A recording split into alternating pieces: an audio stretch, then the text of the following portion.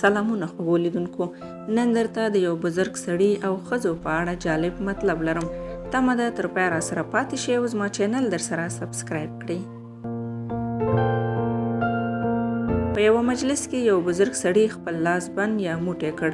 د مجلس ښځو ته یې وویل زما په لاس کې به څه شی وي؟ یوه ویل ستا په لاس کې به شاید یاقوت وي یا قیمتي ملغلرې. بلې ښځې وویل نو خامخا به سره زر وي. نورو ښځو وویل چې که چیرې یاقوت یا مرغلرې نه وي نو خامخا به سپین زر وي. کله چې بزرګ سړی خپل لاس ښکاره کړ نو په لاس کې یې یو څو دانې شګې وې. په دې کار سره د مجلس ټول وګړي حیران شول.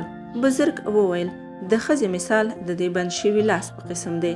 که چیرې بند وي، پرده یا حجاب کې وي نو د یاقوتو مرغلرو سرو زرو د قیمت په مثال وي.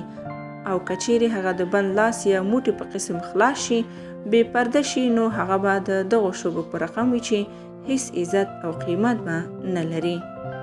نو درنو خویندو، د خپل حجابونو پابند اوسئ چې قیمتي شي او په دنیا او آخرت کې سرلوړي شي.